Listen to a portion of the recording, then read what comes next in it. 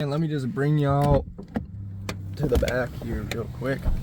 Let's not dox myself by showing you my license plates, even though I don't think that's how that works. But boom, we got a chainsaw, we got a glove, basketball because you gotta have fun, got the oil, all that good stuff.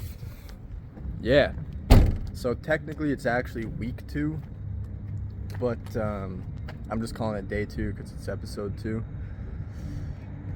Yeah, so how's it been going? How has it been going? Well, I must say it's been going better than I thought.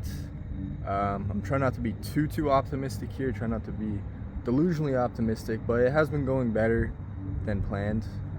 So far I've had 3 clients in 2 weeks, so I feel like that's pretty good. I guess I'll share a little bit of business strat with you. Let me go in here. I'll share a little bit of business strat, some stuff that I've learned. I think I said this in the last video, but what was it? Oh yeah, don't underestimate and don't undersell.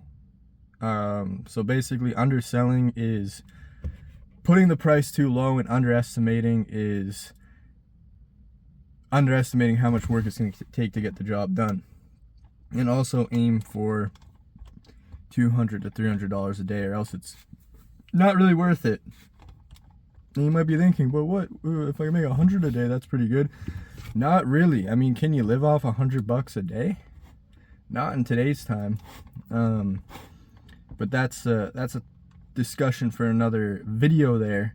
But nonetheless, yeah, that's pretty much the principles I've been following, and keeping it small. Keep it small as I possibly can for as long as I can. I feel like a mistake people make is they just want to expand, but then they kind of thin themselves out. You know, take on too much than they can handle. Just end up scrambling. So trying to keep it small and compact.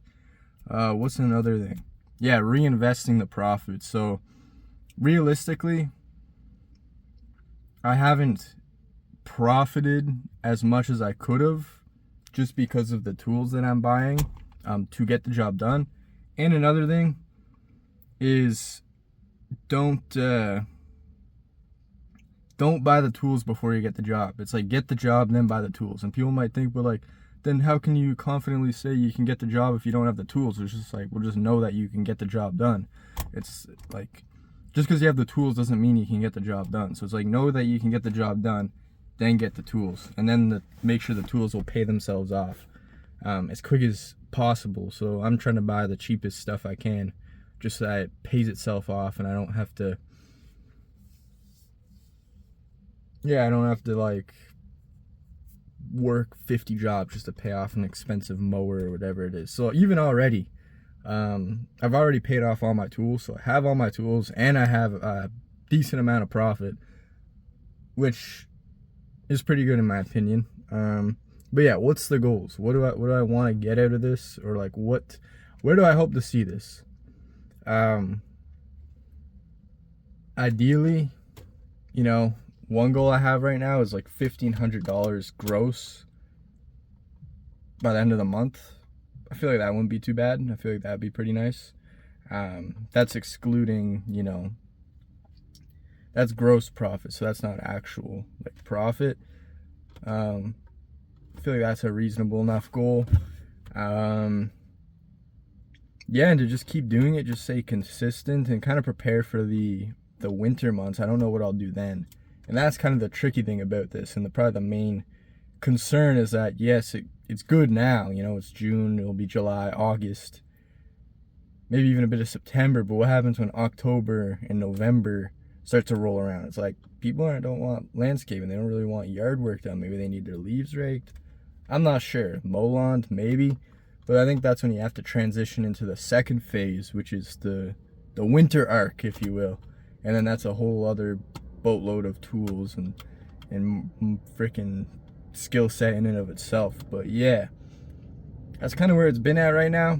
The strategy, pretty simple right now, literally just doing door to door, just knocking on people's door and saying, hey, I'm starting a local business, are you interested in any hedge removal services or anything like that? And when I first thought about doing that, I was pretty nervous because I thought, oh, I'm gonna get sworn at or like piss off a lot of people. But it's actually when I feel like when people see somebody, you know, starting a business and they're young, like myself or maybe you are, and they like, it's kind of hard to be mad at that.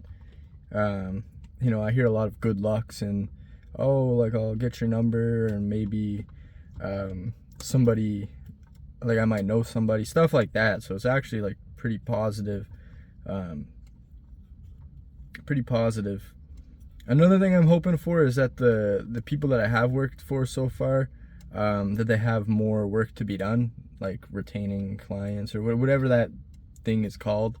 So I feel like that'd be ideal, having like recurring customers, and I feel like in order to get that, you just have to do a really good job. So yeah, kind of just making sure I do a very good job when I do it. When I do making a good job when I do it. But yeah, I think that's it. I think that's it for this video. I hope you enjoyed. Take care, and until next time.